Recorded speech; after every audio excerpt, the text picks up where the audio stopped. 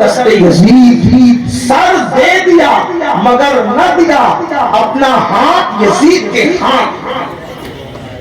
حقا کی بنا لا الہ الا اسم حسین. حقیقت یہ ہے کہ کلمہ لا الہ کی بنیاد امام حسین. تو حسین دین ہے، دین پہ ڈٹے کیسے؟ ایک لمحہ زندگی کا دین کے خلاف ہے.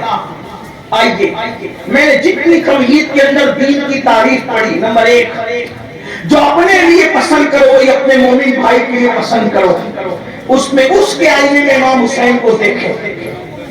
جب حور آئے، اب ذرا سنتے جائیں جلدی جلدی. حور آئے 1000 کا لشکر جرار لے کر اور آ کر کہتے کہ میں تمہیں قیدی بنانے آیا ہوں. بہت سی باتیں ہوئی لیکن ایک بات یہ ہوئی، حور یہ تیرے جانور کیوں کاپتے ہیں؟ لوگ کہتے حور پلٹ کے آئے، پلٹ کے آئے، پلٹ کے آئے، اور سب تو پلٹ کے نہیں آئے، حور کیوں پلٹ کے آئے؟ حور کے پلٹنے پر بھی تو کوئی بات ہے. لوگ کہتے ہیں تالی دو ہاتھ سے دے، دونوں ہاتھ سے بچتی، ایک ہاتھ سے نہیں بچتی. تاکہ حور میں کیا سکھاپ کے پردے کہ حور پلٹ کر کے آ گئے. جناب حور کے آنے کی وجہ کیا تھی؟ ہم تو یہ کہتے ہیں کہ اس میں حور کی تقدیر تھی مگر حسین کا کردار اس میں کام کر رہا تھا. دشمنوں کو اپنا بنانا کوئی اہل بیت سے سیکھے، دشمنوں کو دیوانگی کا تصور دینا کوئی حسین سے سیکھے. حور نے کہا مولا میں تمہیں قیدی بنانے آیا ہوں. میرے مولا نے فرمایا کیوں؟ یہ تیرے جانور، تیری سواریاں، تیرے گھوڑے کیوں کاپتے ہیں؟ اس نے کہا حسین بات یہ ہے، حالانکہ وہ ادبی سے بات کر رہے تھے، حسین بات یہ ہے کہ ابن زیاد بدنہاد بانی فساد نے مجھ سے کہا یہاں سے جانا سیدھا حسین تک، کہیں پر قیام مت کرنا، اس لیے کہ اس نے جاسوس لگا رکھے ہیں. اگر کہیں رکتا وہ شکایت کرتا، میری شامت آتی، وہاں سے نکلا یہاں پہنچا، نہ کھایا نہ پیا، نہ گھوڑوں کو کھلایا نہ اونٹوں کو کھلایا، کسی کو نہ کھلایا نہ پلایا. تو پانی نہ ملنے کی وجہ سے گھوڑے کانپ رہے ہیں، گھوڑوں پر کپ کپی ہے. جو قیدی بنانے آیا ہے حسین اس سے کہتے ہیں پورا باتیں بعد میں ہوگی، ہمارے پاس پانی کے مشکلیں بھرے ہیں. میں نے تیرے لشکر کو پلا لے، میں نے تیرے جانور کو پلا لے، پھر بعد میں کی جائے گی. میرے امام کے کردار میں حور کو اتنا متاثر کیا کہ حسین کے کردار دیکھ کر کے، حسین کا کردار دیکھ کر کے ساتھ یہ کوثر کا کردار حور کو یاد آ گیا اور حور کو پتا چلا کہ جو اپنے حصے کا پانی اپنے دشمنوں کو پلاتا ہو اس کے ساتھ جنگ کیسے کی جا سکتی ہے، اس کے ساتھ جنگ کیسے لڑی جا سکتی ہے. اس کے بعد دوسری چیز آپ دیکھیں، میرے امام علی مقام کے اندر اللہ اکبر، سوتیلا بھائی جو کسی کو نظر آئے، سوتیلے بھائیوں کے ساتھ لوگ سلوک کیا کرتے ہیں؟ کیا سلوک کرتے ہیں؟ سوتیلا بھائی کا سلوک تو صدیوں سے مشہور تھا، قرآن بھی اس کے بارے میں کہہ رہا ہے. کیا ابن عباس کی تفسیر، بلکہ ابن عباس سے لے کر کے صاحب نعیمی تک اٹھا کر کے تفسیر دیکھیں. امام غزالی نے تو بہت تفسیر سے لکھا سوتیلے بھائی کا مطلب کیا؟ یہ کہہ کے لے جاتے کہ ابا ہم کھلانے لے جا رہے، سیر کرانے لے جا رہے، اور کندھے میں بٹھا کے لے جاتے، زمین پہ پٹکتے. یہ سوتیلا بھائی، توجہ کرنا، سوتیلا بھائی یہ ہاتھ سے روٹی کھینچ کر کے کتے کے آگے ڈالتے، سوتیلا بھائی یہ پانی لے کر کے زمین پہ پھینک دیتے، سوتیلا بھائی یہ لات مار کر کے کنویں میں ڈالتے، سوتیلا بھائی یہ دراہیم معدودہ پر کھوٹے سکوں پہ بیچ دیتے، سوتیلا بھائی یہ آزاد نبی زادے کو قیدی بنا دیتے، سوتیلا بھائی یہ. اب ذرا توجہ کرنا، سوتیلا بھائی کا حال یہ تھا. لیکن حسین کو جب ہم دیکھتے ہیں سوتیلے بھائی کی حیثیت سے غازی عباس کے ساتھ سلوک کرتے ہوئے، حسین نے اس سوتیلے بھائی کے ساتھ کیا سلوک کیا ہوگا کہ سوتیلا بھائی ہو کر سوتیلا بھائی سوتیلے بھائی کو نام لے کر نہیں پکارتا، تیرے ترچے القابات دیتا ہے، گندی غلیظ باتیں کرتا ہے. لیکن حسین کا سلوک سوتیلے بھائی کے ساتھ کیا تھا کہ غازی عباس نے کبھی بھیا کہہ کے نہیں پکارا، بلکہ جب بھی پکارا آقا اور مولا کہہ کر کے پکارا. جب جناب امام نے کہا کہ تم مجھے بھائی کیوں نہیں کہتا، تو غازی کہتے اس لیے کہ تمہارا میرا بابا تو ایک ہے، لیکن تمہاری ماں سیدہ فاطمہ نبی کی بیٹی ہے، اور میری ماں نبی کی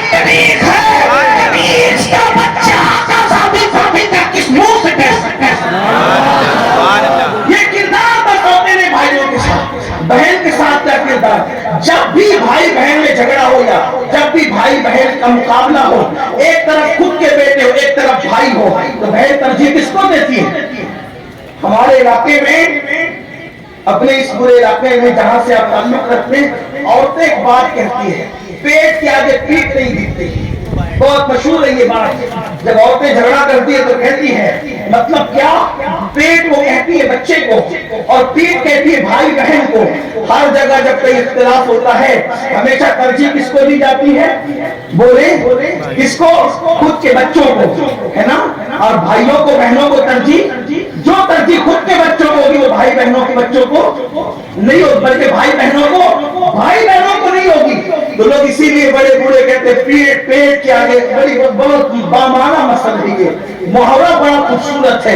اب آپ سے پوچھتا ہوں, آخر حسین نے کیا بہن کے ساتھ سلوک کیا ہوگا؟ ایک طرف حسین ہے, دوسری طرف دونوں بیٹے ہیں. ننھے بیٹوں کو بہن بھائی کے قدموں پہ قربان کر کے بتا رہی ہے. لوگ محاورہ کہتے رہیں, لیکن اگر حسین جیسا بھائی ہو تو صرف پیٹ کے آگے پیٹ کو قربان نہیں کیا جا سکتا, بلکہ سر بھی قربان کیا جا سکتا. امام علی مقام نے کیا سلوک کیا ہوگا, کیا انداز ہوگا امام علی مقام کا, کہ بہن اپنے بچے قربان کر رہی ہے, امام حسن اپنی نسل قربان کر رہے ہیں, سوتیلے بھائی اپنے آپ کو قربان کر رہے ہیں. اللہ اکبر. چار بیویاں ہیں خیمہ حسین کے اندر, چار بیویاں شہر بانو ہے, ام اسحاق ہے, جناب رباب ہے, جناب لیلا ہے.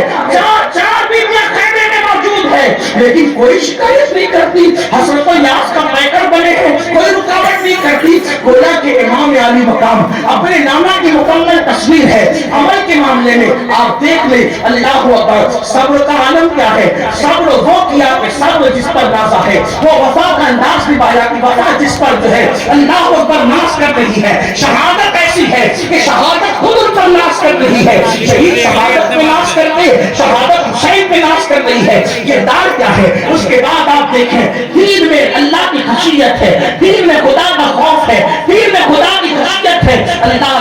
حضرت سیدنا امام حسن بصری رضی اللہ تبارک و تعالیٰ عنہ ارشاد فرماتے ہیں, میں حج کے لیے گیا.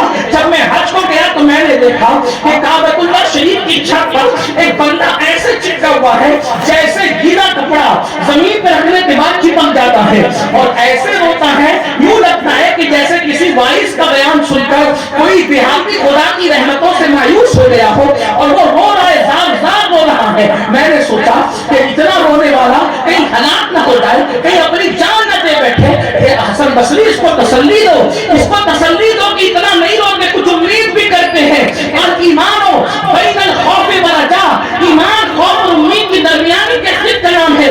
اتنا نہیں روتے بندے. جب میں کعبے کی چھت میں چلا تسلی دینے کے لیے, لیکن لباس پہن کر کے لگا, یہ تو کوئی شہزادہ معلوم ہوتا ہے, اور انداز سجدے کا دیکھ کر لگا کوئی معمولی گھرانے کا فرد نہیں ہے.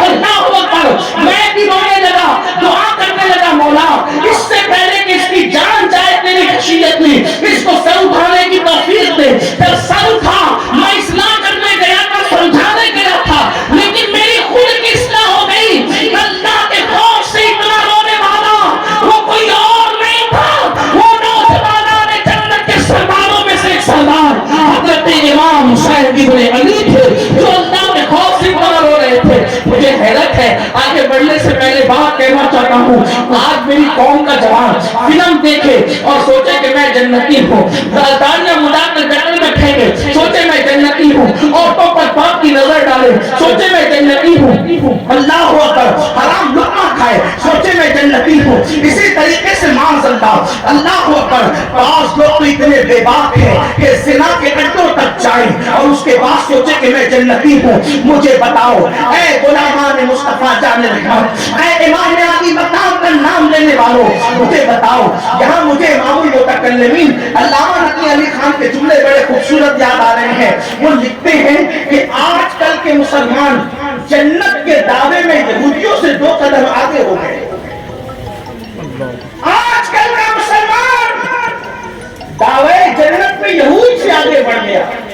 کیا مطلب؟ یہودی تو بس اتنا ہی کہتے تھے کہ ہم تو آل پیغمبر ہیں, اور علماء سے پوچھے کہ ان کا شجرہ نسب کو چیک کرنے کی ضرورت نہیں, قرآن ان کا شجرہ بیان کر رہا ہے. یا بنی اسرائیل, اے اسرائیل کے بیٹو, بس اتنا کہہ دیا ارے نبی اللہ، اور بنی اسرائیل کون؟ اتنا قریبی شجرہ نسب، جب اللہ نے ان کو کہہ دیا یعقوب کے بیٹوں، یعقوب کے ابا اسحاق علیہ السلام، اسحاق کے ابا ابراہیم علیہ السلام، اتنا قریبی شجرہ نسب، کوئی اس پہ پلٹنگ نہیں کر سکتا، اتنے پکے تھے وہ آنے پہ اندر. لیکن وہ یہ کہتے تھے ہمارے نبی ہیں، کچھ بھی کر لیں، کچھ دن جہنم میں رہیں گے پھر جنت میں آ جائیں. وہ کیا کہتے تھے؟ کچھ بھی کر لیں. ہے کون؟ نبی کی اولاد. کیا کریں؟ کچھ بھی کریں. یہ جو آج کہتے ہیں نا تمہارے جلسوں میں جو جنت کے ٹکٹ بٹتے ہیں، ان کو دیکھو جنت ملے گی، ان کو دیکھو جنت، جس کو بٹھا کے جنت بانٹتے اس کا جنت میں جانا بھی کیا یقین ہے. کاش کہ یہ مذاق اپنے جلسوں سے ختم ہو جائے. جو کون برسا برس فجر کی نماز نہ پڑھے، اس قوم کو چہرے دکھا کے جنت بانٹتے ہو. خود بھی خدا سے ڈرو اور قوم کو بھی خدا سے ڈرو. جو تین بچوں کے ماں باپ ہو گئے انہیں غسل کرنا نہ آیا، انہیں جنت کے ٹکٹ بانٹ گئے. اللہ کو منہ دکھانا اللہ کے بندو، اور تم بھی نعرے لگاتے ہو ہم جنت میں نہ جائیں گے تو کون جائے گا.